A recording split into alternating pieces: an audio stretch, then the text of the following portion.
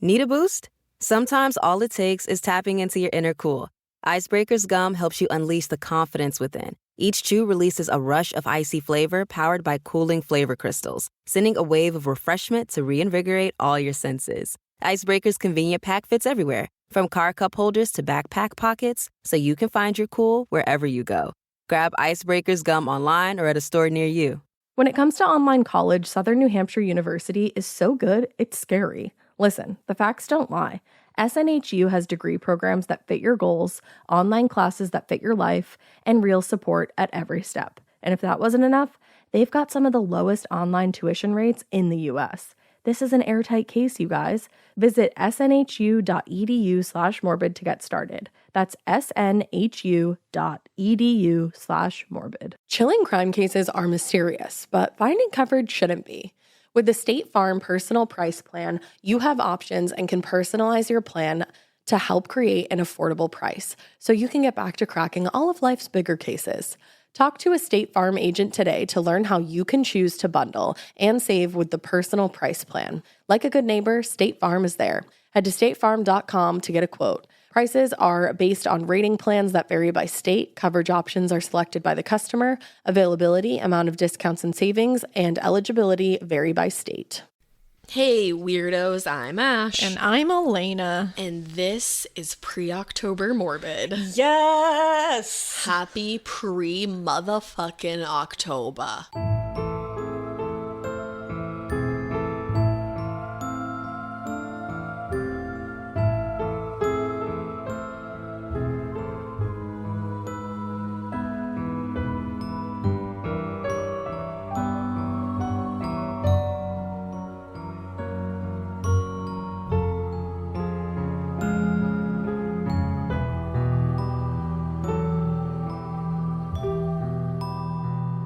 It is spooky season. Officially. Celebrate. Officially.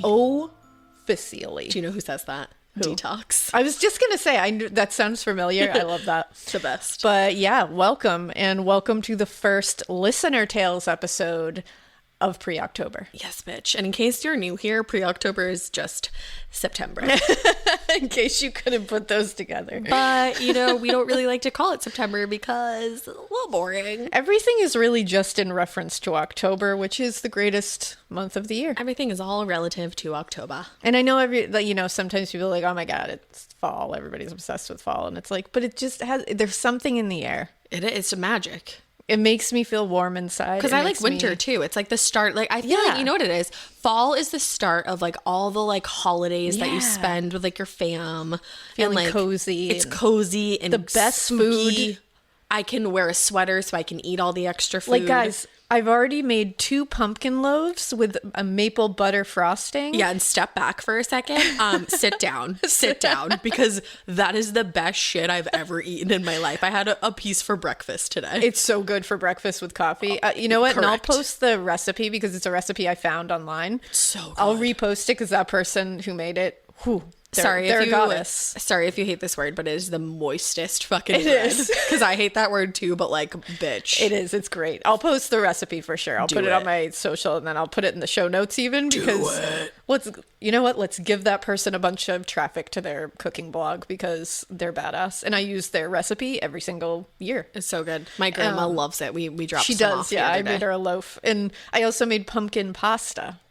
And that was really good too. Was that like a sage butter? Where did you sauce. get that recipe? Was that I got that one on Half Baked Harvest. I thought which is, so. If everybody's looking for some really good meals and easy, like I know this is not a cooking podcast, but it's fall and It's fall. It's Cook. a Listener Tales episode, and also it's the time to cook delicious things if you want to. Half Baked Harvest. I think her name is Tegan. Tegan, yeah. She's amazing. I have all her cookbooks and her stuff. There's like one pot meals. There's quick stuff. There's vegetarian stuff. She has there's stuff for meat everyone. stuff. And it's like all different cool shit that you would know, like pumpkin pasta and like so good. Sweet potato gnocchi and like all this delicious stuff. So go check it out. Hell, I'll link that too. Why not? Yeah, I'll post her. I'm gonna give you all the food stuff in this episode. Yeah, I'll post her Insta on my Insta. It's so good, and I have all her cooking books. And every time she posts something on Instagram, I write down the recipe. Oh yeah, because a lot of people, like, I'll mention cooking things or Asheville, and people will be like, "Oh, can you post the recipe?" And I forget a lot of times. I know. So I'll definitely post this for you guys. Remember this time. It's the time to cook delicious things if you are able to and want to. Yeah. So Do it. now that we've talked about fall food, Should we listen to Tail It Up? I think we should listen to Tail It Up. Are you going first or am I going first? I will go first. Okay, love it. Mine is called Which is Worse, Creepy Nudity or a Shirt Tie-Dyed in Blood? I would go with shirt tied in blood, probably. I would shirt say, tied in blood, I said. Honestly, I'd say it's kind of a toss-up depending on the situation. Yeah, because nudity is like, okay, nude, but like, creepy nudity takes it to a different place. Exactly. Let's find out.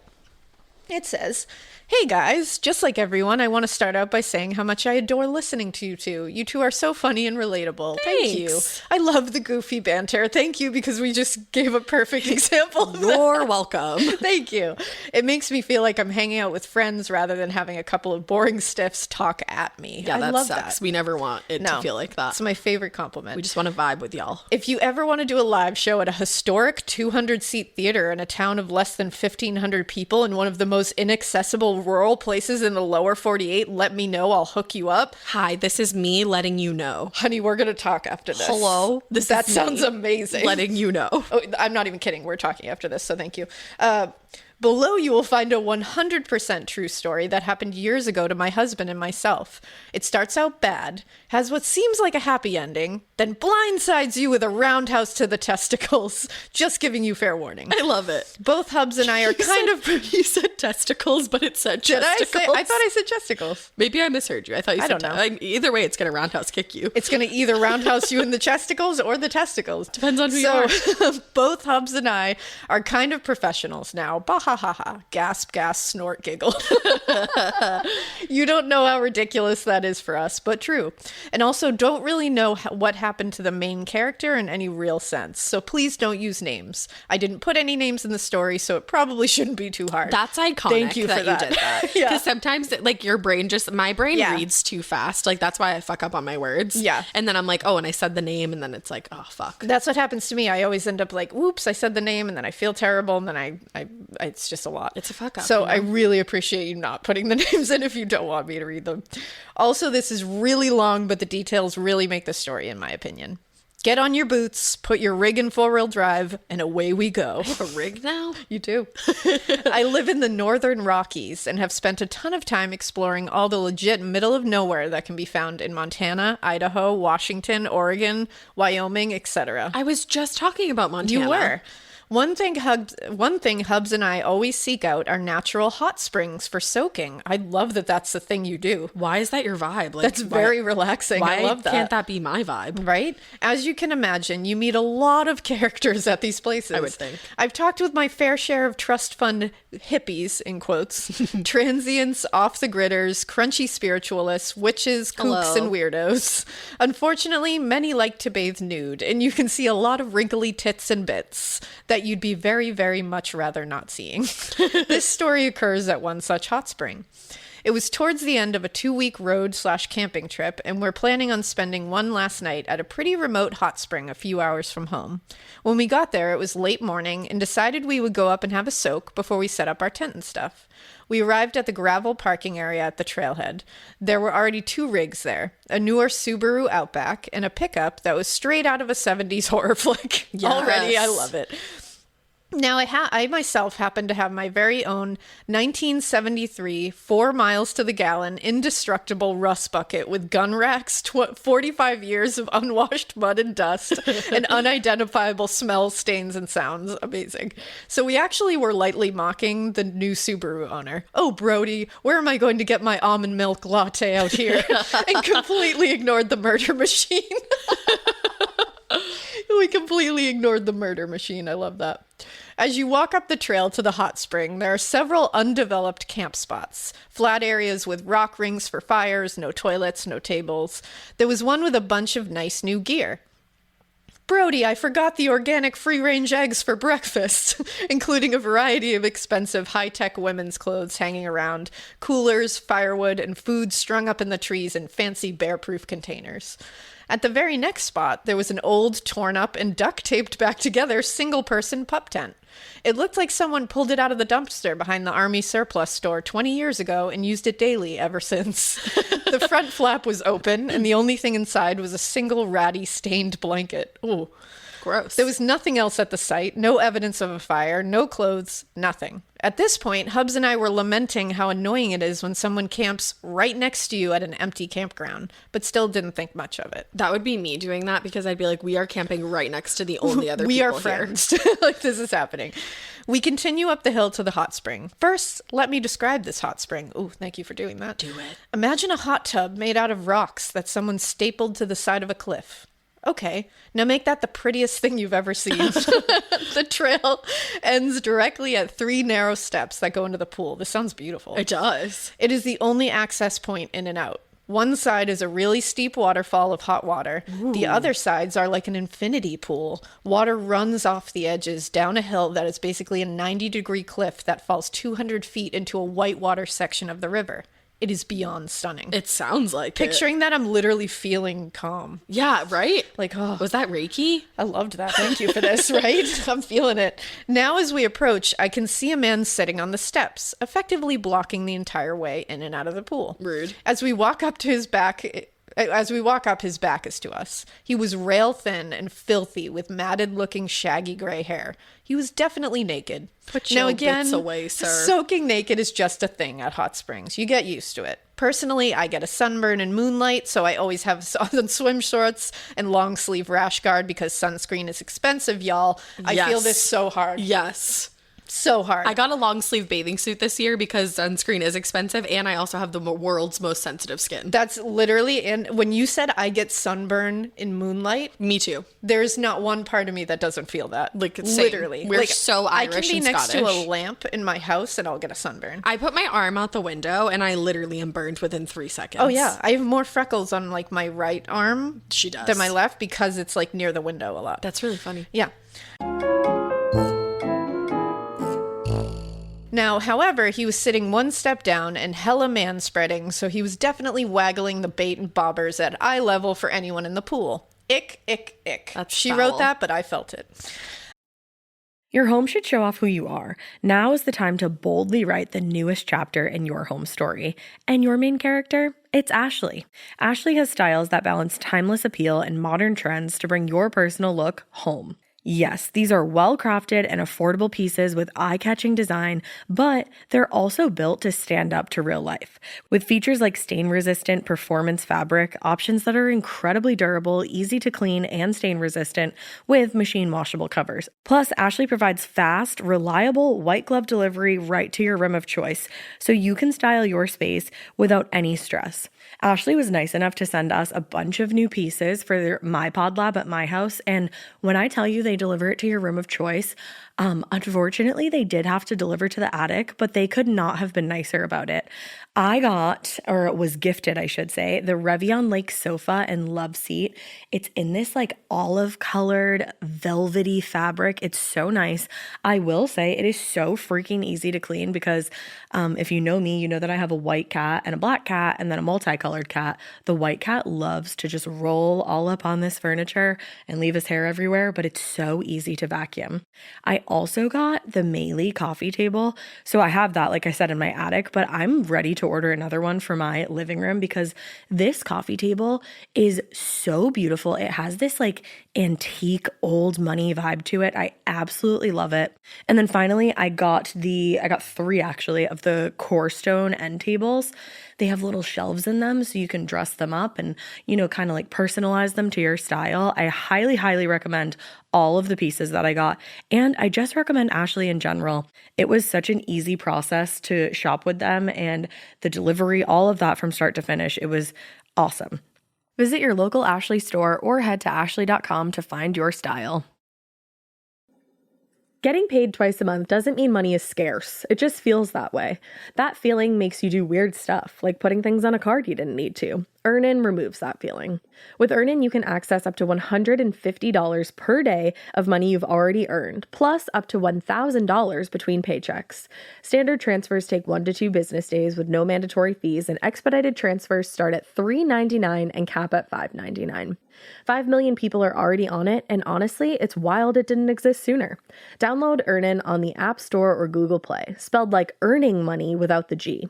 Type in Morbid under podcast when you sign up. It'll really help the show. Earnin is a financial technology company, not a bank. Access limits are based on your earnings and risk factors. Standard cash outs take 1 to 2 business days with no mandatory fees.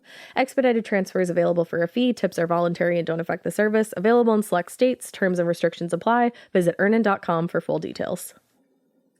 Remember the waterfall I described? It masked the sound of our approach. As we continue to walk up, I can see 2 pretty young women, probably in their very early 20s, in sporty bikinis, sitting across the pool from the guy. They look like animals caught in a snare. They are wide-eyed, fidgety, tense, and clearly very, very uncomfortable. Oh, that makes me angry.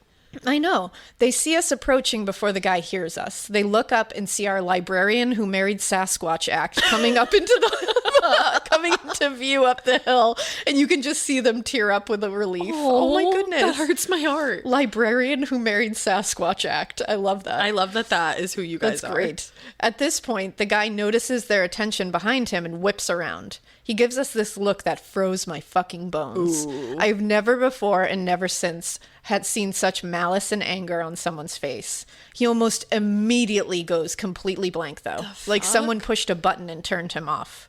He turns back towards the girls without saying a word. At this point, I see he's got a gnarly pack with a rifle and a pistol sitting on top. Oh, okay. Of course, this is grizzly country, so both Hubs and I were also carrying weapons and bear spray. So not an immediate red flag that he had guns with him, but it did ratchet up risk level of the situation, and the girls clearly had nothing of the sort. Ooh. Also on top of his pile of clothes was a grungy tie-dyed shirt. It was clearly tie-dyed because it had the iconic swirl pattern. Hell yeah. But wasn't bright psychedelic colors. It was a symphony of pale tans, dirt browns, and a rusty color that looked like dried blood. I actually made the joke as we walked back down the hill later that it looked like he tie-dyed it in shit and blood. Yeah, that is not it, sir. We set down our stuff close to the edge, within reach at all times if we enter the pool and sit near the steps. We then stand by the stairs, and I brightly chirp, "Excuse me, sir, can we get in?" Doing my best oblivious blonde routine. Yes, queen. Me at all times. The man stands up and leans a little over to one side, clearly expecting us to squeeze past him and go further into the pool. Now, my Hubs is a big dude. He's tall, he's muscular, and he's chubby. He also is one hairy mofo, and he owns that shit with majestic chest back carpets. Majestic chest and back He's also one hairy mofo, and he owns that shit with majestic chest / back carpets, an enormous beard, and after 2 weeks camping, some serious Doc Brown hair. I'm picturing your husband. Good for you. I'm picturing Khal Drogo. He looks amazing, sweetie. I love it. Like, good for you. I love. Not exactly someone who looks easy to push around, but does look like someone I'd want to jump. Please, roar. Oh my god, I love that you roared. I love that you roared. Remember when we would send that to people on fucking AOL? And you'd be like, roar. Roar. That was so sassy. I love you so much. I love when people are just like unabashedly in love with their spouse. It just gave me like such, I was like, I love that you're like, oh, I still want to jump him. You like, know I what's love sad that. is that it's like rare now. I was just going to say, how sad is it that we're like, oh my god, this is so cute that you still want to jump your husband. Yeah, right? like I want everyone to feel that way. Yeah, about their significant other. I aspire to have that love for years to come. Hell yeah. Rawr. It should always you should always want to jump your I'm gonna say person. rawr to Drew when I get home later. So always want to rawr at your person. Rawr. I love that. So there was no way Hubs was going to be able to get past the guy without spooning him, getting to at least second base, and pitching them both into the water. Also, no fucking way were we going to let him block the entrance to the pool with us in there. No. So Hubs pulls out the Jolly Green Giant routine and chuckles and pats his beer belly and makes self-depreciating remarks about how the guy will have to move further into the pool because Hubs won't be able to get past him. The guy just kind of stands there and stares at us. Hubs's face slowly starts to shift from cheerful to kind of menacing himself. I love this for your husband. Of course, anyone who knows him knows he's the sweetest, squishiest, gentlest butterball of a man you can find. I love your love. I love your roar love. back at both of you. However, he will go from teddy bear to Wolverine in 5 seconds if he feels he's got to defend somebody, and those girls were definitely seeming like they needed defending. I'm literally obsessed with your husband. I love that he was like going in there. He just was like, I will help you. Ready to brawl. So while he was being all ho ho ho, young Santa with a belly like a bowl full of jelly, there was a clear "don't try me, buddy" in his eyes too. Meanwhile, I'm just standing there pretending to be an oblivious ditz, all goofy smiles, hoping he decides to back down.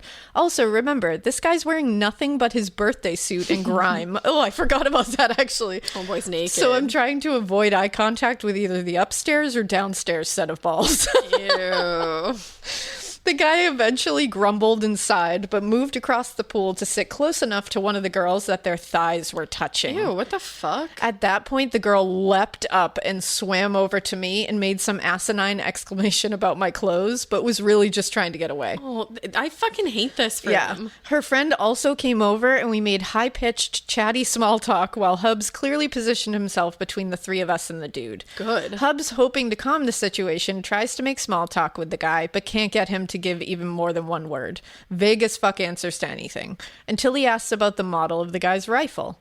The guy then begins to talk in a fever pitch about all the things he shot with that gun. Hubs is a hunter, so he tried to carry the conversation along safe lines. You prefer whitetail or...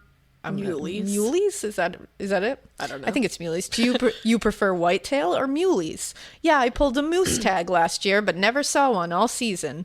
But the guy just wanted to talk about the thrill of taking down a predator and all the stuff he's poached.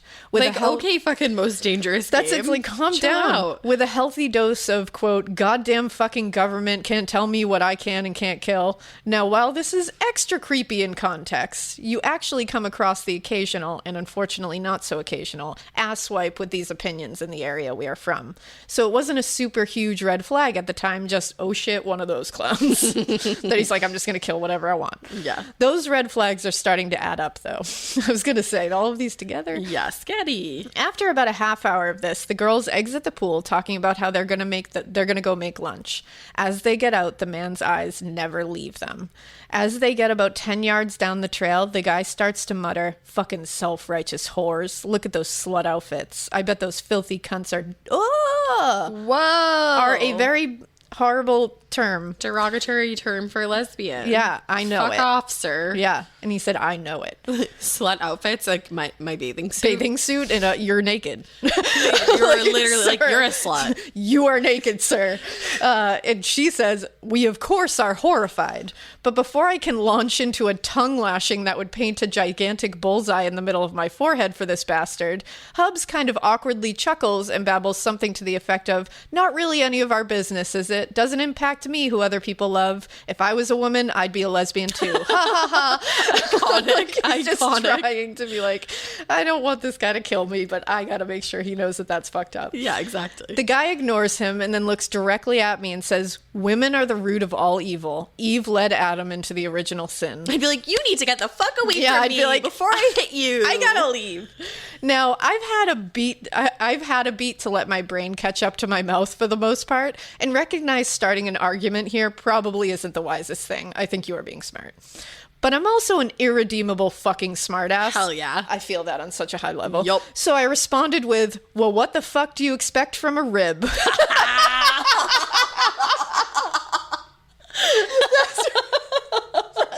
Such a good way to describe it. It's true. That's a great way to do you describe expect what the from a fuck do you rib? expect from a rib? It's true. And she said, which has been my all-time favorite response in so many situations ever since I heard a kid say to a nun in fucking Sunday school. Legendary. Wow, what an iconic child. Well, that flummoxed him, and conversation petered out entirely. There you go. That's all it needs to be. Is just it ends the conversation. Yeah, bye. There it goes. Hubs and I did our best to ignore him while we soaked for another 20 minutes or so. We then gathered up our stuff and headed down the trail to start getting camp set up. This is when I made the bloody tie-dye joke, still not really taking this guy seriously. Scatty. As we came up to the girls' camp, they were not, in fact, making lunch, as they said, but instead were frantically packing up their shit. Yup, good. When they Get heard out of us there. coming, they both looked up in sheer terror and panic, but sagged in relief when they saw it was us. Oh, I feel so bad for them. They waved us over and told us their story. Uh-oh. They had been camping there a few nights and generally enjoying themselves. The night previous, they had stayed up pretty late having a fire and some drinks and generally just having a good time, having the place to themselves. One of them woke up around dawn, only a few hours after they turned in, and had to pee. When she exited the tent bleary-eyed and half-drunk, she was faced with the guy's tent that had not been there when she went to bed. Ooh, fuck that. I just want to pause here and highlight this. Sometime between 3 and 6 a.m. this guy arrived. Parked, walked up the trail, and pitched his tent less than 15 feet away from these girls' tent so quietly and with such little light that he did not wake them up. Yeah, he's a hunter. He was close enough that if he had made any real noise or even used a flashlight, it would have woken them up, even a bit drunk. 100%. Whoa. He's a hunter. He knows what he's doing. And he arrived at 3 a.m., somewhere between 3 to 6 a.m. Mm-hmm. The girl said she was a bit creeped by it, but went into the woods to pee, not thinking much of it. But when she came back, he was sitting at his fire ring, no fire, eating a cold fucking hot dog, no bun, filthy bare hands, and staring at their tent. No. What the fuck? She said he was eating it like corn on the cob. Ew, what the fuck is wrong with this man? And she wrote, clearly this detail stuck with her and just added to the weirdness, which I understand. It would, though. That would have stuck with me. Imagine seeing a man eating a fucking hot dog like a piece of corn Eating on a the raw cob. hot dog like corn on the cob.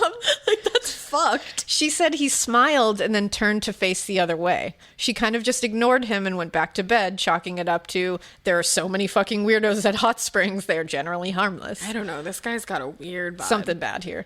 They eventually got up, made breakfast, etc. No sign of the guy. They then walked up to the hot spring, and within minutes, the guy showed up too. They said they were sure he had to have been listening to them or watching them, waiting for them to go up there. They had been at the far side of the pool because that's the best view, and he immediately stripped and sat down on the steps, blocking them in. He then began to ask a lot of personal questions about age, where they lived, if they had boyfriends, etc. He got angry and weird when they gave him short, vague answers and began to grill them aggressively about if they were lesbians. I don't know if they were or weren't. I didn't ask because it was irrelevant to my life. Yeah, like it doesn't fucking matter, That's a perfect bro. way of putting it. It is completely irrelevant to my life. I would just say yes, even if I wasn't. I'd be like, yeah, you good with it? Bye.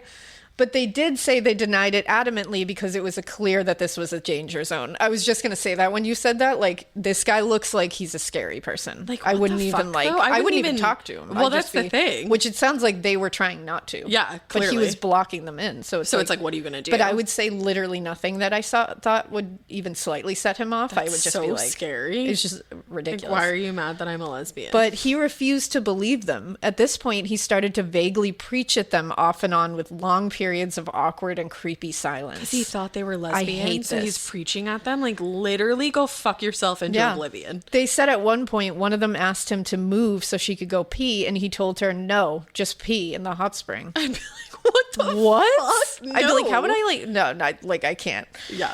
At first, they thought he was joking, but he clearly wasn't moving. I guess they kind of dropped it because they were afraid to hear his answer if they pressed the issue. Thank God you and your husband showed up. I know. Like, imagine if you hadn't. Well, and then but she said this seems like it's going to have a happy ending, and then like roundhouse kicks you in the chesticles. So I'm a little nervous about this. I actually just got hopeful.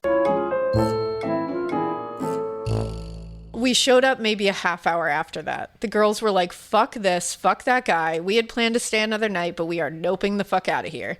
We were all pretty nervous about what might happen if he came down and saw them packing up, so we offered to help them with their gear. I love you are guys. wonderful You're people. so pure. As the four of us were packing up, we started to hear gunshots from up the hill. The guy was clearly firing off rounds from both his weapons for no apparent reason. Literally just trying to scare you. It wasn't just a couple either. It was a shot every few seconds for probably 5+ minutes straight. Definitely more shots than would have fit in the clips, so he had to have ammo in his pack. Fucking At this scary point, we guy. all kicked it into super high gear and got our asses out of there ASAP. Yep. We had originally planned on staying there, but obviously left and ended up just driving home, getting back super late and crashing in our own perfect bed. One of the best parts of camping is that first night clean and in your own bed. We thought that was the end of it and didn't really think much about it after that. Until, Oh, no. oh God. A little over a year later, I was bored and scrolling way back on a hot springing Facebook group. I came across a post about that hot spring. Insert trigger warning here. Uh-oh. It said that police were looking for any information about a suspect. They said a man assaulted a young woman who had been traveling alone. He shot her dog, Sob, raped her, and beat her into unconsciousness. He also slashed the tires of her rig before leaving. This place is at least a 45-minute drive from cell reception, let alone civilization, so walking to safety is a no-go. She was found almost a day later by a group of campers that arrived. Police were looking for a man in his late 60s, driving a late model 70s pickup, tall, thin, with gray hair. I am very stressed. The assault that happened was the day after we had been there. Wow. There is zero doubt I just in got my an mind. entire like wave of. I'm so. There's zero doubt in my mind it was the same guy. Absolutely. I called the police department there, and they told me that he had been caught a couple months later. Someone had called the cops on him as he was trashing a family's campsite at a hot spring a few hours away from the one we were at. They didn't give me any information about what caused that incident. His truck matched the victim's description, and he apparently had... The Sherwin-Williams summer sale is here. Get 30% off select paints and stains or 35% off their newest product, Emerald Symmetry, July 17th through the 27th. Whether you're looking to refresh your interior or your exterior, they've got the colors to bring your vision to life. And with delivery, getting everything to your door is easier than ever. Shop online or visit your neighborhood Sherwin-Williams store. Retail sales only. Some exclusions apply. See store for details. Delivery available on qualifying orders. Chilling crime cases are mysterious, but finding coverage shouldn't be. With the State Farm Personal Price Plan, you have options and can personalize your plan to help create an affordable price so you can get back to cracking all of life's bigger cases. Talk to a State Farm agent today to learn how you can choose to bundle and save with the Personal Price Plan. Like a good neighbor, State Farm is there. Head to statefarm.com to get a quote. Prices are based on rating plans that vary by state. Coverage options are selected by the customer. Availability, amount of discounts and savings, and eligibility vary by state. some other warrants out as well. When his truck was searched, it apparently held evidence that linked him to that assault and several other crimes. Whoa. He was incarcerated at the time, but I didn't get any information about for how long or what a list of charges were or anything. I shudder to think about what evidence was in there when we walked by that truck so nonchalantly. Seriously, like you literally Can you walked imagine by thinking about a murder that? vehicle. Yeah. I know we protected those girls that day, but it makes me so sick to think about how by leaving rather than staying like we originally planned, we maybe missed the opportunity to prevent the assault that did happen. Oh, I hate that you like feel that on you. No, but don't. No, you did everything Because you could. honestly, it could have been you. Like this guy, it was scary. Absolutely. Then again, if we had stayed, who knows what might have happened to us. Right, Exactly. exactly. And you saved those girls. You did, absolutely. Okay, friends, that's my story of why I no longer assume weirdos at hot springs are harmless, even though most of them I'm sure still are. Maybe next time I'll send in the story about how Hubs' best friend from middle school, to be clear, they hadn't really spoken since the 9th grade over 20 years ago, grew up to murder his ex-girlfriend, then drag their third friend into it, force that person to dismember her, and help dump the body on the road my mother-in-law lives in. Whoa. Yeah, you can send that one in. Definitely send that story in. Keep it weird and happy start of spooky season. Boo, summer, you suck. Yeah. Your favorite redneck hippie librarian weirdo and her lovable Sasquatch, even though he won't listen to a podcast that runs longer than 30 minutes. Oh, he has to listen to this part though. So you can't listen to any of my episodes. Listen to nothing. I love you guys so much. That was a wild story. I can't believe that you literally saved someone. You did. Like, So please know that and please feel good about that. And I know it's so hard in those kind of situations because no matter what, you're going to feel like, what if I had done this? What if I had done that? Always. I mean, that was everyone so feels scary. that. But you did everything you could. You did the smart thing. Yeah. You gotta think of yourselves too here. Seriously. You helped 2 other people get out of there fast. You so. like in the beginning, I was like, oh my gosh, I want to go to a hot spring. Sounds so beautiful. And then I was now like, I'm like, well, no. fuck the fuck out of that. No way. Ooh, no thanks. Damn, that was wild. Thank you. And just knowing that happened the day after you left. next And then you were day. sitting there talking to that guy. Woof. Yikes. The Woof. biggest yikes. So much. All right. My next one is picture it. Murder, a hamburger, and a storied crime family in the middle of the country. We love that. All right, so it says, "Hey, Ash and Alaina. I recently started listening to the pod from the wreck of my cousin B. Our parents are twins and raised us both to the sweet, soothing sounds of Dateline blaring at all times of the day. I was raised that way, except with Forensic Files. There you go. The story I wrote today is one that is genuinely horrifying and captivating, but we have never had covered on one of our many crime podcasts that we listen to. Attached is a putafa with the story of Nico Jenkins. Enjoy? I had no idea how to sign this off. Sorry. SARS. P.S. I double spaced it. Also, I like SARS. I'm gonna incorporate that into my vocab. All right. Hey, weirdos. Welcome to my putafa. The story I am telling happened in my hometown of Omaha, Nebraska. Yes. Yeah. Nebraska. I was pretty sure.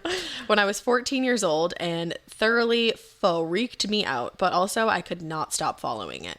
It is a doozy, so get ready. We have murder, self-mutilation, and a crime family, plus just straight up horror. So let's jump into it. This sounds like a lot. It certainly does. In 2013, the star of our story, Nico Jenkins, committed 4 murders in the span of a month. Holy shit. Oh. That is literally one a week. He had just been released from prison the month prior and came from a family, quote, known for being notoriously violent criminals dating back generations. Hashtag humble brag, I guess. Jesus. His first known criminal act was bringing a gun to school at the age of 7 and culminated with a carjacking and assault at the age of 15 that sent him to prison until the summer of 2013. 2 weeks after his release, a police officer was patrolling an area park in southeastern Omaha when he noticed a white truck sitting in the parking lot near a city pool. It was 5 a.m., so it was a little sus because no one is that excited to swim at the city pool. That is very true. No. Upon investigation, he discovered 2 victims that had been shot in the head. Oh my gosh. Juan Arube Pina and I think it might be Jorge? Yeah, I think so. Yeah. Jorge C. Cajiga Ruiz had been lured to the park under the impression that they would be able to hook up with 2 women. Instead, they were brutally murdered and robbed by Nico Jenkins. Jeez. Jesus Christ. 8 days later, Curtis Bradford was found inside of a garage in northeastern Omaha by a man returning from his night shift at the convenience store. Bradford had been shot in the back twice. The day before, Bradford and Jenkins had posted a picture together on Facebook. What? You wonder if Jenkins was already planning it. Chills. Oh.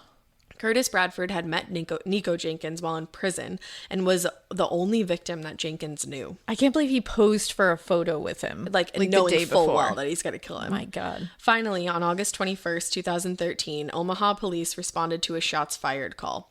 Andrea Kruger was found lying in the middle of the road in southwest Omaha.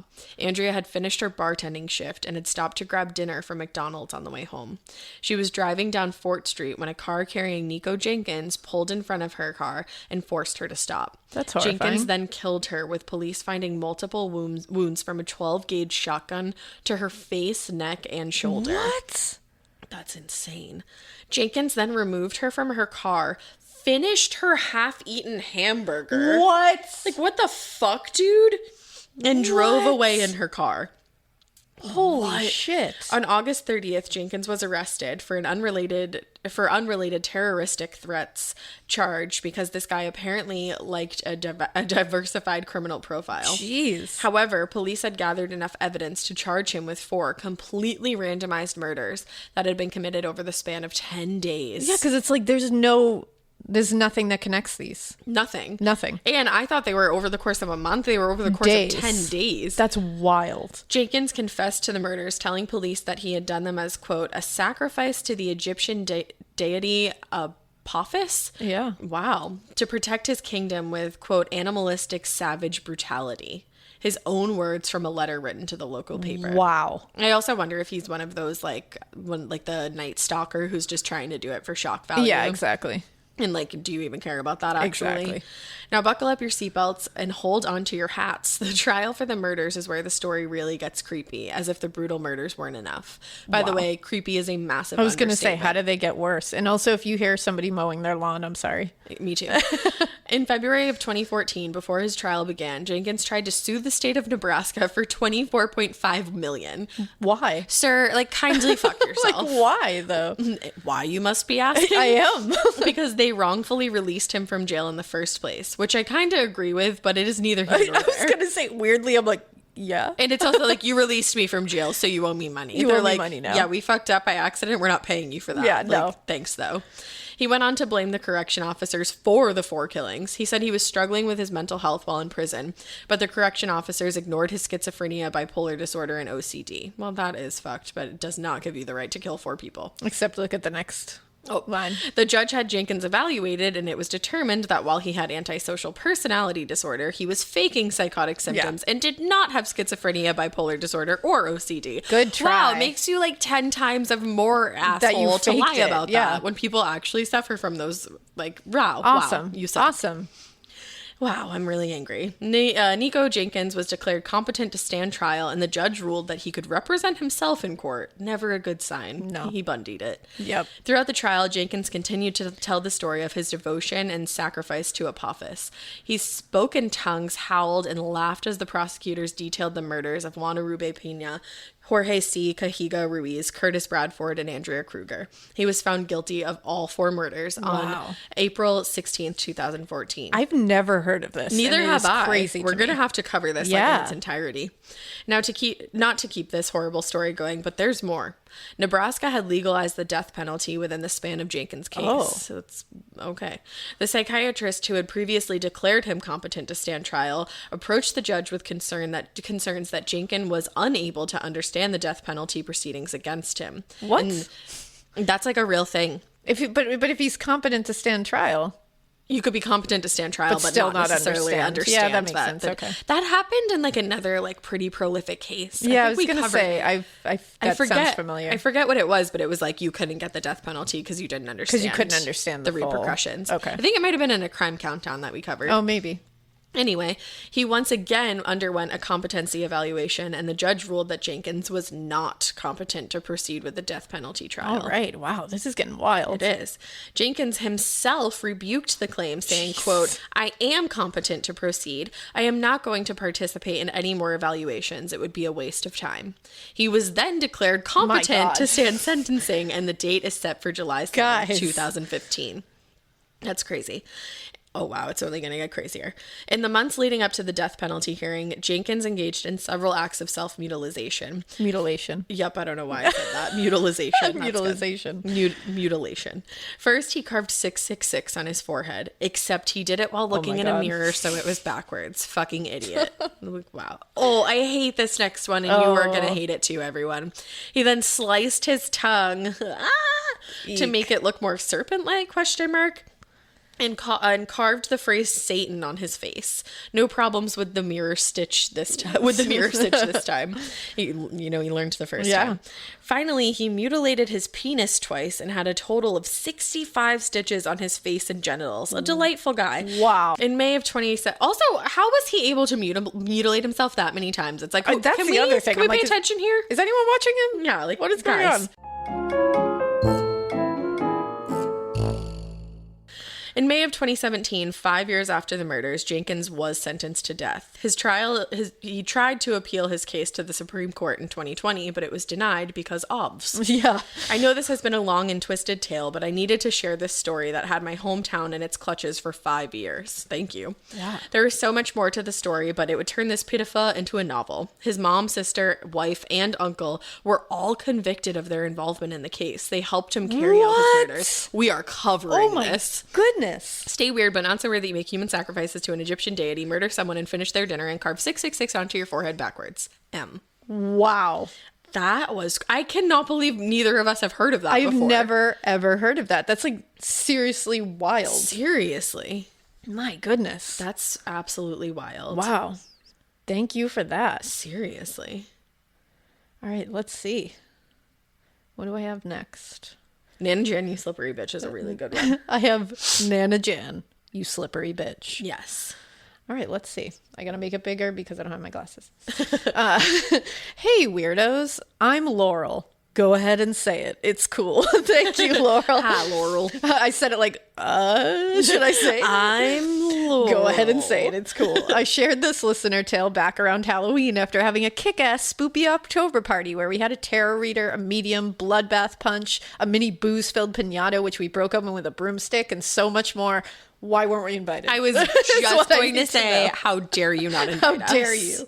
My original email, when I put it in this nice double-spaced pitafa, was over 14 pages long. So, yeah. At Alaina. Yeah, I can see why you didn't get to it. Ha! I'm tightening this shit up with hopes that you'll read it. You'll read my tale because you guys are the tits and I would be honored. Here goes I'm so nothing. glad we found it. This is just your wholesome family member murder tale, washed down with a dose of psychic affirmation, and later followed up with a mother's wisdom. I love all of this already. Right? This is a really good one. Let me start by saying that my entire life growing up, I was told that my grandpa Bill was killed by my Nana Jan. Now, I have no blood relation to this Jan person. She was just the piece of shit that my grandpa married after he and my grandma got divorced. Well, she killed him. That's the story. The way they told it to us kids, or at least as I remember it, is as follows. A little more detail. It was the middle of the night and the phone rang at my parents' house. My mom got up to answer it, and it was Nana Jan. She said very quickly and abruptly, "Bill is dead. He had a heart attack, but I'll take care of it." Then she hung up. But I'll take care of it. Hey, just calling to let you know, Bill's dead, but I'm going to take care of it. Bye. It's like, what does that mean? You're going to take care of it. My mom just stood there like, what? See, this was not her evil stepmother, but my dad's. Oh my God, that's even worse. I know. You get the phone call and it's your in-laws. And then you have to go tell your husband. And your step-in-laws being like, hey, your actual in-law is dead. Go tell his son. Like, what the fuck? Yikes. And don't worry, I'll take care of it. Yeah. She was about to say something along the lines of, "Don't you want to tell Mark, my dad, yourself?" when the bitch just hung up as if it was a casual midnight conversation. Well, "I'll take care of it" is kind of a weird response, don't you think? I do. Yes, I do. Followed by the fact that this broad swiftly left the country. She took care of it, all right. Seriously, she took all of my grandfather's money to Australia. Poof. WTF. What the fuck? Well, when the autopsy came back, it was stated that he died from blunt force trauma to the head. That's not of a crazy. heart attack. Also, did you not think, Janny you. girl, I was that literally no just one about was to say going this. to look into that? Did you not think Autopsies are a thing that happen. that a forensic pathologist was going to look at blunt force trauma to the head and go, heart attack. probably a myocardial infarction, I would say. I love that. Like, can you say it again? Myocardial infarction. I love it. Like, do you really think that they were like, let's ignore that blunt Let's force ignore the trauma. fact that his skull is caved Let's in. ignore that my entire job is to tell what this is. And Right? that is clearly not it.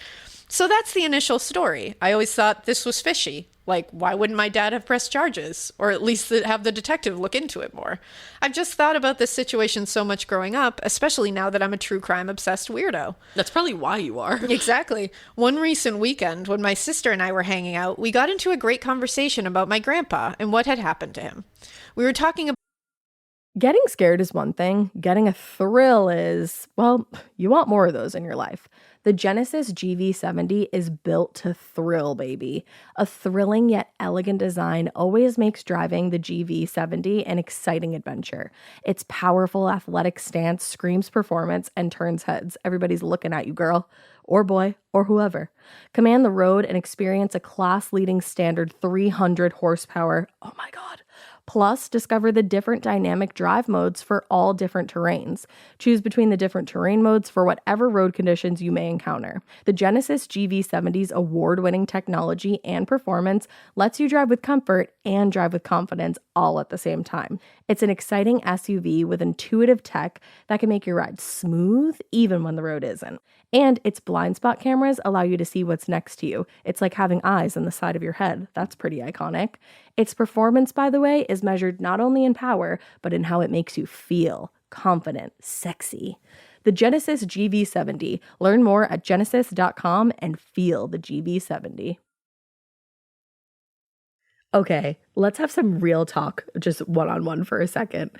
I know you know this feeling. You start your period and the only pad that you have available is uncomfortable. It's like crunchy and weird. We can literally start our car from our phones, but we're still settling for crunchy, uncomfortable pads. Girl, listen, when you're looking for softness and protection, Kotex has you covered. They are changing the game with a completely redesigned lineup of pads and liners that are designed around what women actually want, like Kotex Bamboo. Kotex Bamboo has a 100% bamboo-derived viscose top layer that provides ultra-soft protection, which means you don't have to worry about feeling itchy or uncomfortable. It's like the worst feeling ever. It's gentle on the skin, and it's made without fragrance, too. Check out Kotex.com for more details on the new and exciting launch of Kotex Bamboo, available in regular, heavy, overnight, and daily liners. Every flow covered. Now available at retailers nationwide. About the family murder, and we were a little skeptical because why wouldn't anything have come from this? I was kind of wondering that as well. Right. Why wouldn't there have been an open case if it were murder? We agreed that before our older family members, i.e. parents, uncles, etc., croaked, I feel this, Right. that we needed to talk with them more about this and get to the bottom of it. We both felt that when we were kids, maybe they were leaving parts out of the story to protect us or something. That's probably a good assumption. Yeah. Fast forward to the Halloween party. We started the day with a group reading from the medium. I just want to go to this Halloween party. I know, this so Halloween bad. party sounds amazing. Nobody had really prepared any questions, not sure what we thought was going to happen. But we kind of sat there looking like statues for a minute. Did we think she was just going to walk into the party and summon angels and demons from the skies? Yes. Finally, her sister asked a question about work. Pretty vanilla, but we work with kids on the autism spectrum, and sometimes mediums can connect with them as they live a bit outside their heads. That's awesome. I love that. I did not know that. I had no idea that was a makes thing. me want to cry. That's wonderful. Then, wham, I got the idea to ask about my grandpa's murder. Yes, this is what I needed. Also, can I say that like you're an amazing person You for really working are. with kids on the spectrum? Yeah, you like, really that takes are. a lot. What an awesome person. When it was my turn, I said to her, I have this weird murder story in my family. It was my grandpa Bill. There have always been family conversations about him being murdered by my Nana Jan, but it doesn't make sense because there was never an open case or anything. She said he had a heart attack, so I just want to know if you can get a hold of him and ask him what happened. In hindsight, that was probably too much to tell the medium. When I read the whole that, time me I've been too. like, honey, you gotta stop. Like, don't give names, don't give situation. You just go, What I happened have to my a family grandpa?" situation. What happened to my grandpa? Yeah, boom. What's I that? love that she like realized. But I it, though. love She's that you're like, next time I got this. Hindsight is 20/20. Okay, I understand. I get that. I probably could have let her draw some of her own conclusions, but hey, it was my first time trying to summon spirits. I get it. It's hard. The medium nodded and closed her eyes. Pretty quickly, she started chuckling to herself. Then she nodded, still with her eyes closed. Then she giggled again and opened her eyes with a smile on her face. She said, I'm sorry, I don't mean to laugh. It's just that he came to me so quickly. Like he stepped right forward and then said, that bitch killed me. We all laughed, and I sort of sat there shocked to think my grandpa Bill was talking to the medium right in front of me. That must be... I know, I've never Because I've never experienced really... And I've never experienced a medium. Neither I've always have I. wanted to. Me too. But it's like to know, like to hear that your loved one is standing there talking to them while you're sitting there And you must can't be like a see it. really strange feeling. Like an out-of-body experience, Yeah. I would think. I just sat there listening, like, go on. So the medium closed her eyes again and continued to tell me that he was showing her how it happened with images. They had gotten in a fight, but he had left the room and thought it was over with. That he was sitting in a chair at his desk, and she came up behind him and hit him over the head with a small but very hard object. After she hit him, he just sat there for a while. He didn't die right away. He said that he actually had a brain bleed that caused him to slowly die over a little bit of time. Oh, man. Nope, not instantly. So that's awful and really sad, but also crazy that my grandpa is showing this medium what happened through visions that she is then describing to the whole group. Then he told her that he didn't understand why she never got caught. He was shocked she got away with it. It was so cool to have this confirmation about his murder after all these years, and from the source himself. I can imagine. I learned so much from this medium about so many things. It was truly an amazing afternoon. This medium was amazing, and I believed every word she said. I was skeptical going into it, but detail after detail about people that my friends and I had lost were so spot on, and the things that she was able to tell us about the other side were so incredible. I'm no longer a skeptic and can't wait to have this party again next year. New October tradition for sure. Well, sorry, I'm not done yet. I'll get there, I promise. You don't have to worry. This is awesome. But before I finish, I have to tell you about what happened when I told my mom about this party and this experience with Grandpa Bill. My mom was skeptical about the medium, but super interested. I asked her to clarify a few things about my grandpa's death because they still didn't make sense to me about why this never would have been investigated. I'm so glad I finally had the nerve to ask her about it because it cleared up so much. First, my mom said that Jan and Bill had vicious fights, often. I don't know if they were physical or just verbal, but she would often call my parents in the middle of the night, like 3 a.m., and say things to my mom like, "Do you hear this? I want you to hear the way he treats me." That's horrific. My mom said they were both drunks and basically just got together because they were drinking buddies. Oh, that's sad. So for the medium to say that they had a fight that night would not have been abnormal at all. My mom went on. The night that he died, the coroner actually did come out and he found Bill dead. And Jan said he must have had a heart attack. So the coroner wrote that he died of congestive heart failure. And then Jan hustled off to have him cremated. Well, my dad and his brother heard about this and they drove 4 hours to stop the cremation and demanded an autopsy. That made it just in time. When the autopsy was completed, there was zero evidence of congestive heart failure and it showed that he died from blunt force trauma to the head. Zero? Like, no, he didn't just fall and hit his head after having a heart attack? It wasn't even possible. So my dad called... Crazy that they made it just in time, It's too. also wild to me that, like... And I guess maybe the coroner who came out was like, maybe he fell after having... But to, like, just take her word for Nana that. Jan's word at, like, he must have had a heart attack. And he's just like, I better write it down. Yeah, like, right? What, are you, like, you're just taking wonder Nana's, like, words medical for it. thoughts? I wonder if it was like a small town or something and they like knew Yeah. each other and Jan was like so trusting. And or she was just like, I know it. He had a heart attack. I don't know. Yeah. So my dad calls up this Jan biatch and is just is going to be like, hey, what gives? But he can't get a hold of her. He tried calling a few more times, but no answer. Finally, he calls Jan's 90-year-old mother, who is still alive, and he asks where Jan was. She replied, "Oh, Jan's in Australia visiting Candy like she does after all of her husbands die." I love that her mama was just like, I'ma out you. Yeah, like after all her husbands die. All her husbands died. And What? she goes to Australia for it. Turns out this real-life Black Widow had 5 husbands, and my grandpappy was her 5th to die on her. Dude, she killed all of them. She's like fucking Nanny Joss there. She is. So she had collected his insurance money first and got on a plane, went to Australia where her daughter Candy lived, and then deposited all of the money in an account over there. Wow. She ended up coming back eventually and lived out the rest of her life in Wisconsin. That's where we're all from. The place where 99% of people I know would take cheese over oral sex. This is a fun fact we found out while playing a drinking game at said Halloween party. Ha! I do love cheese. Who doesn't? Anyway, I asked my mom, why didn't Jan ever get charged? 5 husbands dead seems like maybe she's the common denominator here. For real. And what's up with that coroner? Why didn't he get charged? Thank you. I'm saying. We're I'm all really saying. glad that got pointed out because I'm like, I'm very concerned about this coroner. He just took this drunk lady's word when she said that he died of a heart attack. Thank you. I haven't read this. She's like, he knows. Yeah, like it's fine, sure. Well, it turns out the coroner and nasty Nana Jan were drinking buddies. I knew it. I knew something had Great to be pals. like that. Yup. There was no way. I didn't want to question too hard, but I was like, Yeah. why the fuck did that coroner Like, just take fuck that this motherfucking random coroner. Nana's word? He must have died of a heart attack? Sure. Because they love to go to the pub together. Sure, He didn't sure. want to lose his drinking bud. So, like to tip back a few pints together on the regular. He signed the paperwork saying it was a heart attack without any evidence but her word. What the hell? Who is this guy? Thank you. He never even got questioned. Apparently, the cops did look into the case after my dad and his brothers demanded it, but they decided that both parties were drunk and he probably just slipped and fell and hit his head during an argument. And like, So, that doesn't come well. from blunt force trauma. Case closed. So, like, what the fuck? Like, did he fall into like a fucking banister? They saw 2 like older people and were like, I'm not even gonna deal with this. Yeah, 100%. No worries about hundreds. No worries about 5 husbands in the life insurance policy, which she had taken out of all of Bill's sons' names and had put solely into her name. That's so fucked. Then So that's so his kids fucked. didn't get anything. Then took to an offshore account. No worries about that. It's fine. Come on, Wisconsin. So anyway, thanks for hanging in there, and I'm sorry, not sorry that this was so long. You No, don't it have was to be sorry. amazing.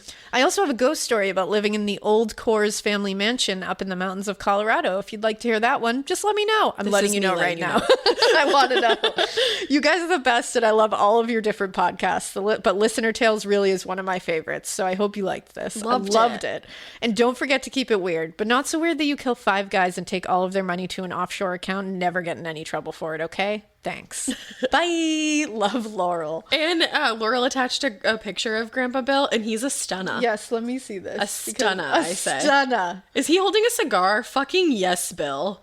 Oh my God, look at that handsome man. Oh my God, he's holding like an old-timey cigarette. Oh, and he's got like a cool either like watch or bracelet on. Like Bill is vibing. And he's got, I love him. I love a man with glasses, a married one. So I'm all about I plan it. to. Yes. Hey. Wow, Laurel. That was first of all, amazing storytelling. And second of all, good for you for like getting to the bottom of it and like asking questions. Seriously. Because a lot of people would have just let it go.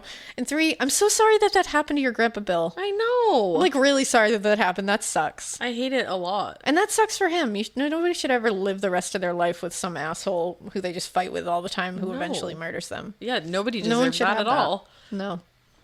Wow. So thanks, Laurel.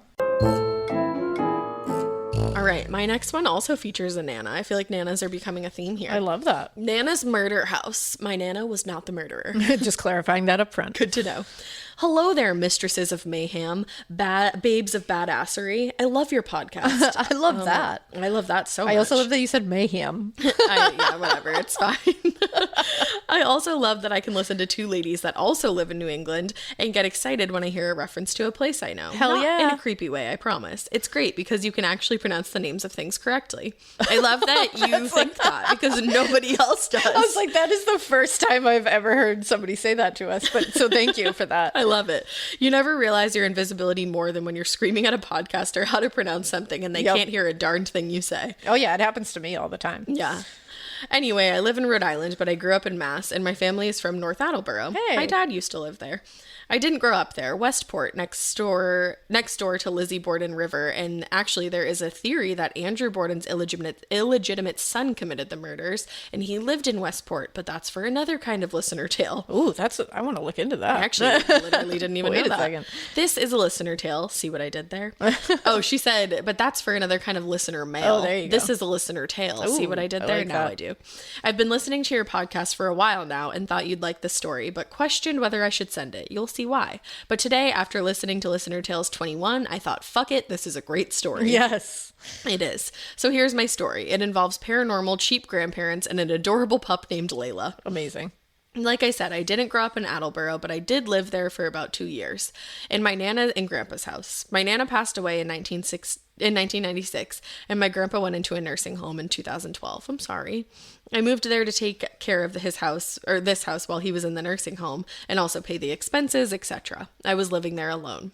Mind you, this is not the first time I'd slept there. I used to sleep there all the time as a kid and spent many happy times there. I love that. Love that. Nothing seemed out of the ordinary about the house except that I always had a feeling of dread walking down the hallway from the kitchen to the den. And there were these curious slit-like holes in the closet doors in the den that I used to be fascinated by as a kid. Yikes. I love that. No, hate it. The closet doors were those hollow wood doors on runners that squeal when you open and close them. Wow, just like perfect. I can hear it. I literally heard it. About 8 inches or so from the bottom were holes that looked like they'd been made by a flat, sharp object, like a knife. Oh, Every boy. time I Okay. would be playing on the floor near those doors, my Nana would freak out and tell me to get away from there. Weird, but not enough to alarm me.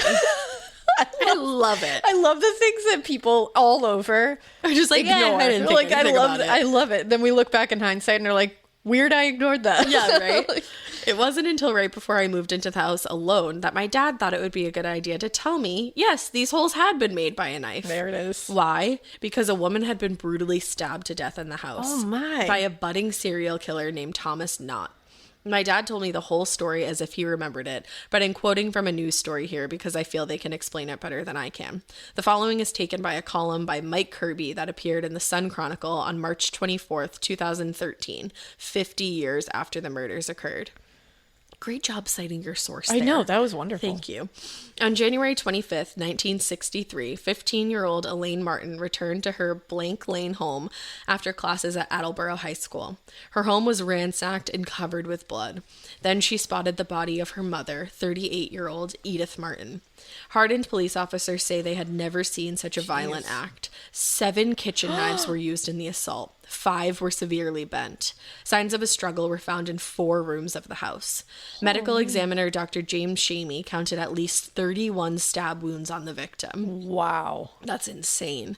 He told the Attleboro Sun, a predecessor did I say that right? Yeah. Predecessor? Yeah. To this newspaper that this was, quote, the most vicious and heinous act I have ever seen. No rational person could have done such a thing. A young man was seen leaving the property earlier that day in a car with Rhode Island license plates. A little more than 24 hours after Edith Martin's body was discovered, Pawtucket police arrested then 17-year-old Thomas Knott Jr. of that city. Knott, a track star who finished 7th in the 100-yard dash at the New England Inventionalists and co-captain... Invitationals. Yeah, that. Inventionalists. I was like, I don't know. He's inventing things while he's running. He's like, by God, I've cracked the code. Invitationals. Clearly, I wasn't invited to those. I wasn't.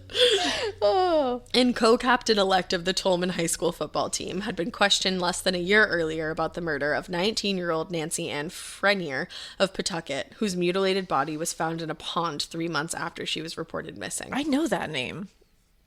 Nancy Ann Frenier. I know. It sounds familiar. This time, after hours of questioning, Knott confessed to both murders. Police said he did not know either victim. In the Frenier case, I hope I'm saying that right, Knott told police he was in a Pawtucket parking lot when he spotted Frenier leaving a store. In what police described as an impulsive act, he forced his way into her car, drove her to the pond where he viciously stabbed her to death and dumped her body in the water. The Martin murder, police said, was a similar irrational impulsive act by a troubled young man. He just had an urge to kill, one investigator said. Jesus. So a little more on the case. Those knife marks in the closet door from the murder.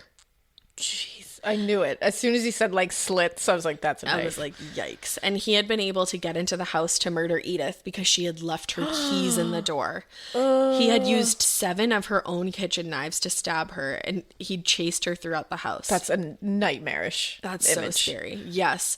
To the hall in the den where she succumbed to her attack. That's why it feels so, like, feeling that sense dreadful. of dread going into that hallway. That's so scary. This made me so... Getting scared is one thing. Getting a thrill is, well, you want more of those in your life. The Genesis GV70 is built to thrill, baby. A thrilling yet elegant design always makes driving the GV70 an exciting adventure. Its powerful athletic stance screams performance and turns heads. Everybody's looking at you, girl, or boy, or whoever. Command the road and experience a class-leading standard 300 horsepower. Oh my God. Plus, discover the different dynamic drive modes for all different terrains. Choose between the different terrain modes for whatever road conditions you may encounter. The Genesis GV70's award-winning technology and performance lets you drive with comfort and drive with confidence all at the same time. It's an exciting SUV with intuitive tech that can make your ride smooth even when the road isn't. And its blind spot cameras allow you to see what's next to you. It's like having eyes on the side of your head. That's pretty iconic. Its performance, by the way, is measured not only in power, but in how it makes you feel confident, sexy. The Genesis GV70. Learn more at genesis.com and feel the GV70. These long dog days of summer, I mean, we just made it through a heat wave. Mama was parched through this heat wave. I was hitting up Dunkin' every single day, and I will continue to, probably for the rest of my days, but especially this summer. Dunkin' is helping everyone stay cool this summer with its lineup of refreshers. These drinks are packed with bold, fruity flavors and served ice cold. It's amazing. Dunkin' refreshers are the perfect afternoon pick-me-up. I like to start my morning with them personally, and then sometimes I go back for a second one because I'm just feeling crazy. They come in a variety of delicious flavors, including fan favorites mango pineapple and strawberry dragon fruit. And then for a limited time, there's black cherry and there's pink pineapple. I'm going to tell you something right now, and it's a bold claim, let me tell you, but I stand behind it. Pink pineapple will change your life. It is so good. It has me feeling like I'm sitting in a pool, resort side, just living, honey. It's so yummy. Try your favorite flavor with green tea, sparkling water, lemonade, or Dunkin's all-new limeade.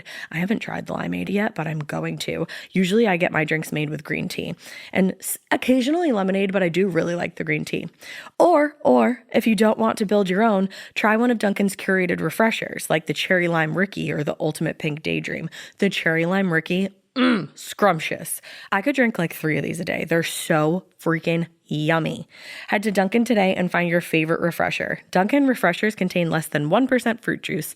Limited time offer. freaked out that I never slept without the light on when I was there alone. I also got a sweet little rescue Shih Tzu that I named Layla. I love Shih Tzus. Her name was actually gorgeous, seriously, when I got her. Yeah, that's awesome. She's like, I changed her name. Anyway, Layla was no help to decreasing my fear as she perpetually barked her face off at the attic door at night. Layla was not a barker otherwise, but she seriously constantly tried to get up the stairs and go into the attic. No way was I about to go in there myself, especially since Layla only seemed to be interested in whatever terrifying ghost demon animal was in the attic after dark. Ugh. At one point, when I had a friend visiting, we went up to inspect, but of course there was nothing, and Layla, of course, her sassy ass being a wimp when it came down to it, refused to pass through the attic doorway, but just stood at the stairs barking her cute little face off. I met my boyfriend while I lived here, and he used to sleep over at the house sometimes, as you do. He always insisted he heard footsteps overhead in the attic. Not only do I sleep like a rock, but I always slept with earbuds in, despite the discomfort, because I didn't want to hear anything creepy like that. Oh my god, I don't blame you. Good thing I did, or I'd be writing this on an adaptive device by blinking my eyes or something, because I'd be recovering from a stroke. Honestly. Seriously. Apart from that, I always left my keys in the door when I lived there by accident. Weird.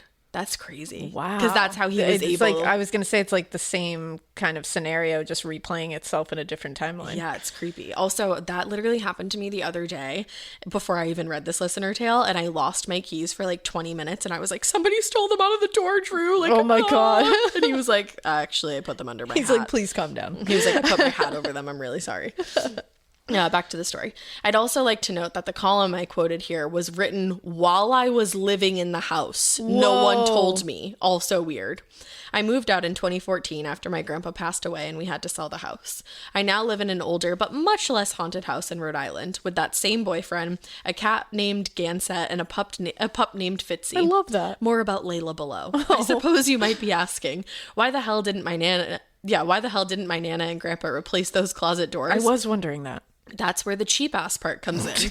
They knew what happened in the house when they bought it, and that's why they bought it. Oh yeah, there you go. Not because they're super cool weirdos who love that sort of shit. No, my Nana was oddly superstitious, actually. Rather, they bought the house because it was super cheap, and because they were economic badasses who cared not about a brutal murder that had taken place there. They also didn't feel the need to spend the money replacing a closet with knife holes made by a deranged killer, whilst he brutally stabbed his victim in the same room where my Nana would later watch All My Children and the Golden Girls. That is a wild scenario that just played out in my head. Truly wild. That said, I still have many wonderful memories in that house, and living there brought me my sweet little fur baby Layla.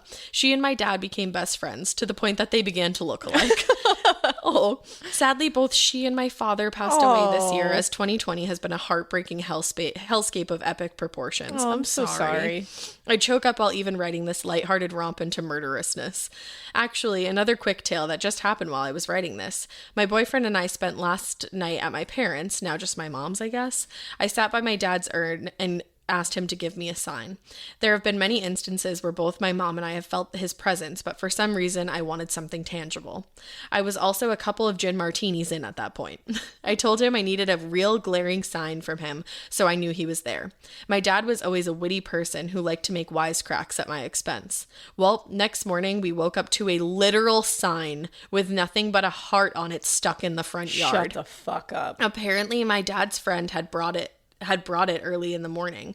But seriously, that's so my dad. Jesus, what else could you possibly need? For me to appear in an angel suit? I can imagine him saying. He sounds awesome. So that's my never-ending story. I would also gush more about the podcast, but I feel like this is long enough. You can use my first name if you read it on the show, which may also give me a stroke, just like the footsteps could have.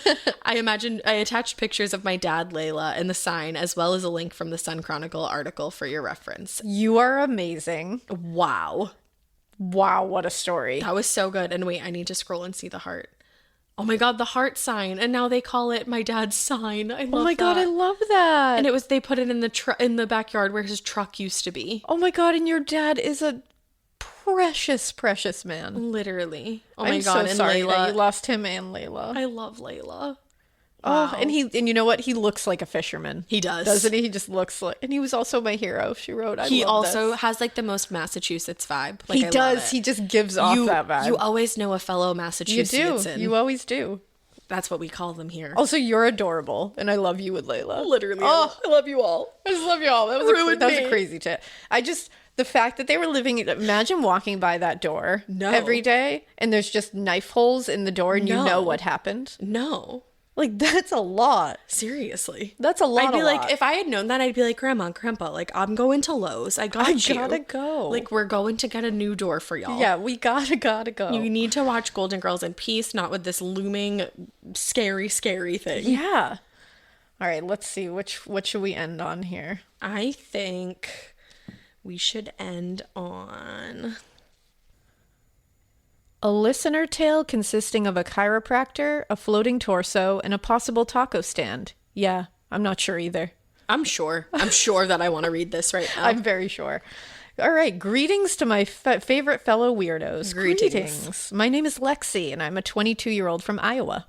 I just started listening to you two back in January when I started my new job at a Harley-Davidson dealership. What a badass you are. I was just going to say, Lexi. Badass alert. My drive to work is around 35 minutes one way, and the podcast really helps the agonizing drive go by faster. I'm glad. On top of that, your guys' awesome storytelling and hilarious banter never fails to make my stressful, busy days that much better. It always feels like I'm hanging with friends around a bonfire while we drink booze and tell scary stories, which is literally my favorite thing to do. Yes. Mine too. The best. This sounds amazing. Anyway, this is probably going to be a shorter listener tale since it happened before I was born. But if you stick around long enough, you'll see that my family is technically connected to it. You may also use my name. Thank you, because I did. I have absolutely nothing to hide. Yet. Sketty. Moving on. This story blew my mind when I had to do an assignment on it in my business law class in college. It occurred in Davenport, Iowa, which is about a 20-minute drive from where I grew up. Back in 1983, a chiropractor by the name of Jim Clint was in the middle of divorcing his wife, Joyce, when she mysteriously disappeared. I bet it wasn't so mysterious. Yeah. A month after her disappearance, a woman's torso was spotted floating on the shore on the Mississippi River by a few fishermen. The torso was identified as hers, and what is shocking to me is that the torso was the only part of her that they ever found. Oh, I hate when that happens. Horrifying. Because it's horrifying and so heartbreaking for a family. Yeah, because that's all you have. And then also, like, where is everything else? Like, that's a person. Oh, it's like everything that makes a person, they've taken away. It's, you know, it's like an extra degree of evil. Yeah. Since her murder happened right in the middle of their messy divorce, Clint became the prime suspect pretty quickly. He was arrested and charged for second-degree murder, which didn't make any sense to me at all, and you'll see why in a moment. In a 1992 interview, almost 10 years after the incident, Clint finally came up with some sob story where he claimed his wife ran at him with a gun, so he hit her over the head with a billiard ball to knock her out. He then proceeded to tie her to a tree, and he cut off all of her limbs with a chainsaw. Oh my God. Yup, you read those capital letters words right. This psycho used a chainsaw, like Leatherface or some shit, to cut off all of her limbs. Oh my God. Another crazy fucked up part to this, that chainsaw was never found either. So there's probably some rusty old chainsaw and the rest of this poor woman's body at the bottom of a river somewhere. I wish we could find it. That's what kills me when you know that that's just somewhere like there. And on top of that, Clint only served 20 years. 20 fucking years for brutally dismembering his own wife. I read somewhere that due to the old Iowa sentencing guidelines, Clint's sentence was cut in half because of good behavior. That's such bullshit. That's like you literally chopped a human being up. He used to tutor other prisoners to read, and he also participated in a program where he would train dogs for blind people. And hear me out. If this man hadn't become a murderer, I'd be all for it. I would be like, you go, dude, or some shit, which I agree. It's like Melissa Lovelace. Yes. Melinda Lovelace. Melinda Lovelace. It's like she's literally like training dogs, it's like service animals. And it's like you sit there and you're like, that is what prison is for, is to rehabilitate you into a better person. But it's like, you know what it is? It's like, I don't know. It's really hard because it's like if there's no good person in there at all, it's not going to do anything. Right. And I'm sorry, but if you can like chop somebody up with a chainsaw or light somebody on fire, I personally, and like go ahead and roast me for it, I don't think there's any. No, I mean, there's no, but it's like I can see what is it Lexi? Sorry. Lexi. What Lexi is saying, like that. If you're like, you want to be like, good for you. Like, that's what prison's for, is to rehabilitate. And like, you're supposed to be doing good things in there, not just sitting around like pumping iron and getting tough to come out. Right. Like, you should be doing things that are benefiting society, which that is benefiting society. And at least it's like, that's all you can take out of it. That's really all you can take out of that? Like, I understand why she's like, I would be like, you go, dude, but he's a dick. Yeah. It's really hard. Like, the whole, like, having an opinion about it, it's not black and white at all. It's like the death penalty. Like, some things are just not black and white. They're not. And it's like, so this especially, because it's like everyone looks at prison like it's supposed to be. That's what it's supposed to be, is rehabilitation. But it's like hard to wrap your brain around that. I think it depends on the severity of the crime that it you does. committed. It's a case by case thing, but I get it. But she says, but the fact that he committed one of the most heinous crimes in the city to date makes me uncomfortable at the fact that they would let that psycho be around animals. I agree. Anyways, I asked my mom about this case since she would have been 13 around the time that this occurred. And she actually remembers my grandma talking about the case a lot. Apparently, my grandma went to school with Clint, and they were acquaintances to some extent. She said he was very quiet, but he once actually tried to ask my grandma out, but she was dating someone at the time, so she declined. Thank God. I can't help but think if she actually ended up with that man, Jesus. And what if she married him and ended up like that poor woman? Hell no, man. I'm sure my grandma will always be thankful for the day she turned down Jim Clint. I would hold that fondly in my memories. Clint was released after serving 20 years, and he got out in 2004. That's bullshit. He was in and out of jail a lot after this, basically just for drug charges and misdemeanor charges. There was actually a short period of time in 2006 where he ran a taco stand. No. He apparently learned how to cook while in prison, so he opened up his own business. Would you like to know what he named it? Would ya? No. The fucker named it Eats and Sweets. Now, I love myself some good tacos, but you ain't ever gonna catch me at fucking Eats and Sweets eating food that was made by the same hands he used to murder someone. Did not only murder them, but dismember them. Well, the taco stand didn't last very long because Mr. Jim Clint was unfortunately passed away.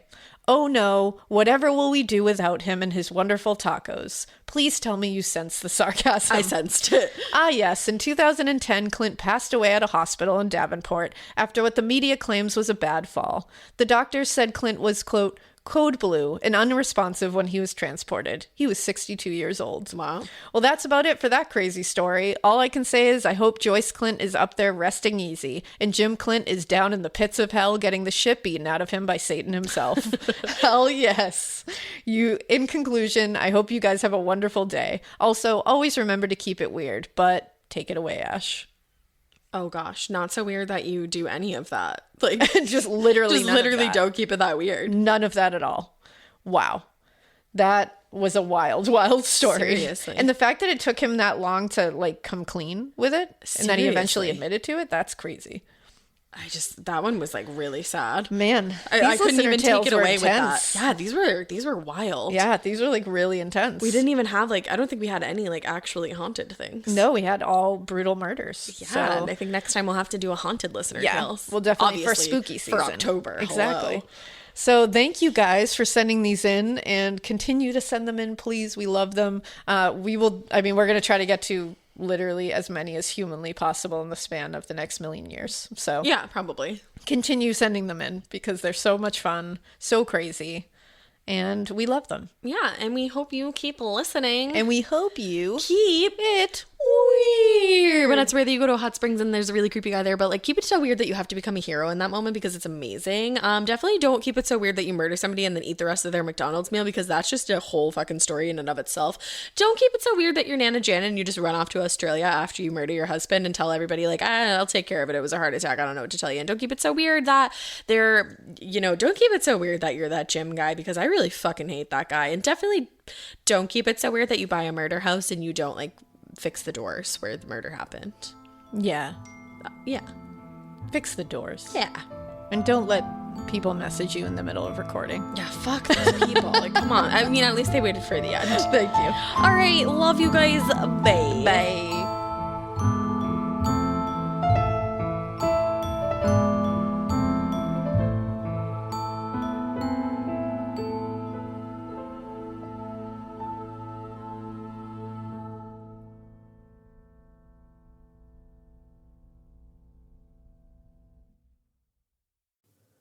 You know that feeling when you come home late from work and those puppy dog eyes just pierce right through your soul? Or when you're packing for a trip and your cat refuses to leave your suitcase? Yeah, we've all been there. Pet parent guilt is real. And you know what? It's completely normal.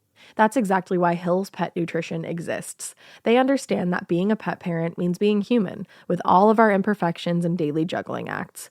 Hill's science-led nutrition helps you give more love than humanly possible. Whether it's those long work days or trying to balance attention between multiple pets, Hill's Pet Nutrition gets it.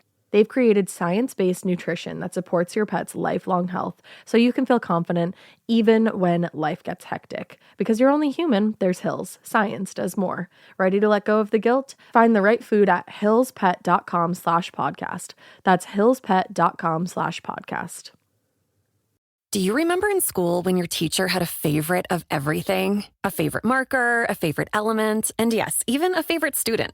Who wasn't me, so let's move on. I want to talk about their real favorite thing. Kleenex tissues. According to teacher lists, Kleenex is the #1 facial tissue trusted by teachers. They're silky soft, help prevent skin irritation. And now, with Kleenex Snap and Go, you can take them anywhere. Stock up on the ultimate classroom favorite. For whatever happens next, grab Kleenex.